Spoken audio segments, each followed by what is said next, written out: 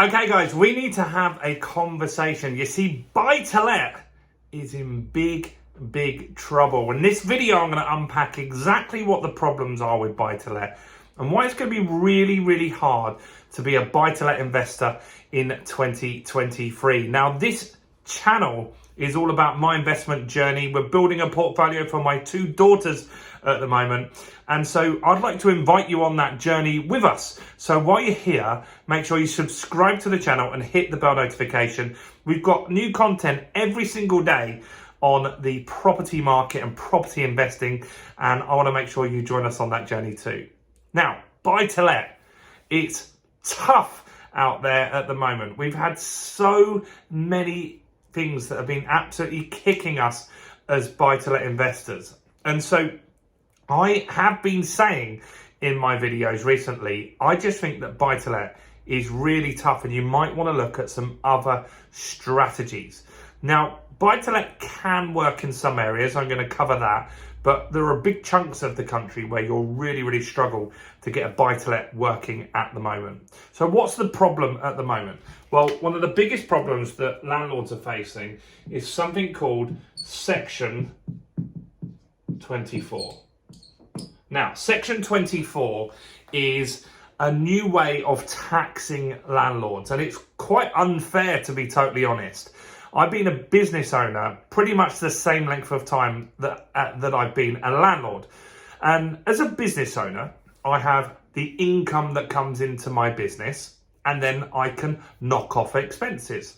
And so I can knock off things like the council tax or business rates, as you call it. I can knock off the expense of the goods. I can knock off my staff wages. And at the end of the day, after all of that stuff's gone, I'll have some profit left, hopefully a big amount, but who knows? But whatever amount is left, that's what I'm going to pay something called corporation tax on. And that's how business is. And it's been for many years. And I don't think that will ever change. But landlords are taxed in a very different way. Before, you could do the same. You can knock off all these expenses, and you still can knock off some expenses. But your biggest cost for a landlord is your mortgage. And in the last few years, they've reduced the amount you can knock off for a mortgage now. Now, let's just say you got £1,000 in rent and your mortgage was £500. You can't knock that off anymore. And so what you would normally have done back before Section 24 is you got your £1,000 rent, you take off your expenses, which are your mortgage, and then before other expenses like maintenance and stuff, you'd have made 500 quid profit. And that's what you'd pay the tax on, right? Problem that you've got now is you've got to pay tax on the full amount of rent. That's not good, really not good.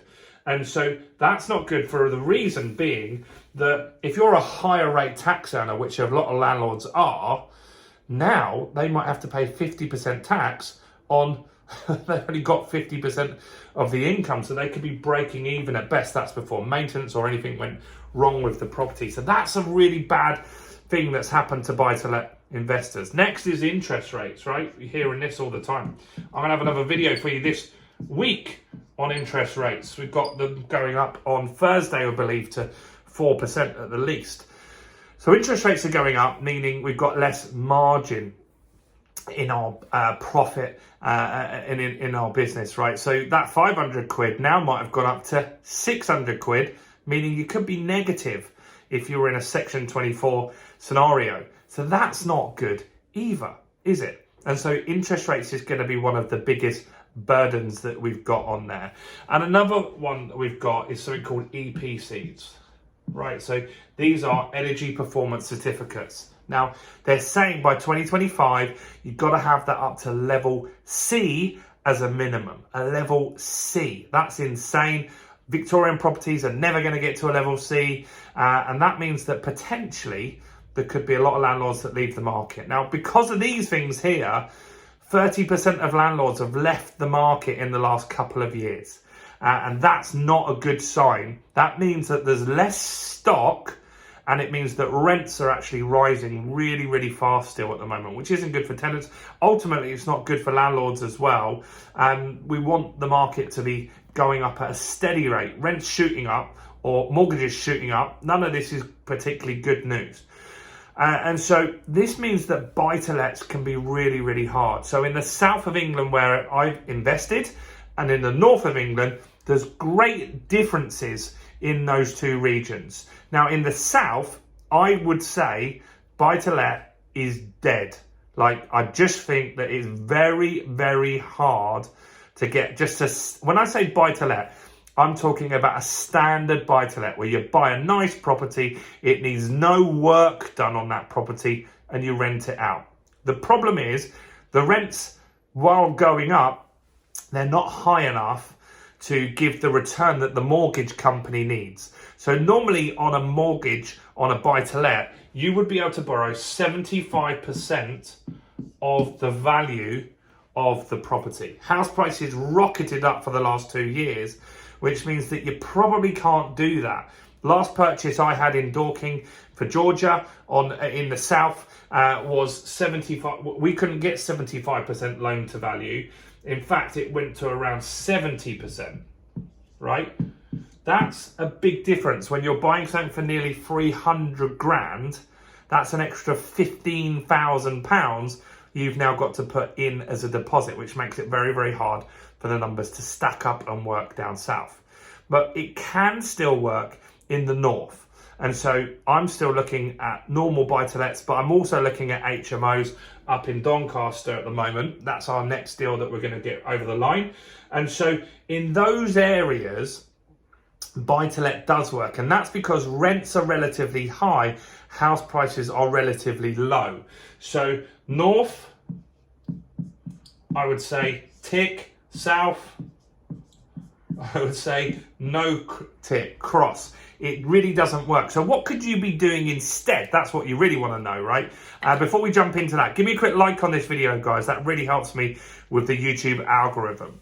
So buy-to-let isn't going to work in the south. What can you do instead? Well, there's various strategies. One is called the BRR strategy.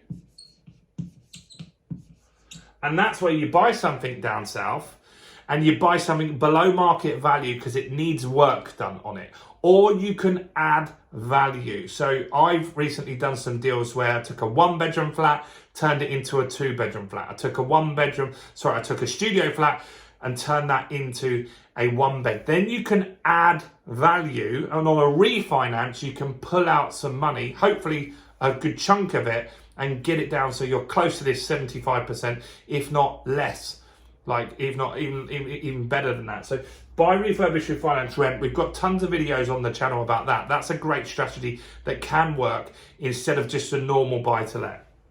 Other things you've got to look at is high cash flow. So serviced accommodation is working well at the moment. And that's where you take a property and rather than renting it out just to a tenant, you rent it out on Airbnb, on Booking.com, on hotels.com, like a hotel on a nightly basis. You can automate all of this stuff as well, and you can get people to run this, like agents, right? You might have an estate agent that charges 10% to run a normal property, or you could find a serviced accommodation agent that will charge you 15%. So they charge more, but you're making considerably more. So a property that might get £1,000 a month rent might get £3,000 if you rent it out for 100 quid a night on Airbnb. Hopefully that makes sense, right? So high cash flow strategies are a good alternative to buy to let. Another one this is the one that I'm focused on at the moment, HMOs. That's a house of multiple occupancy.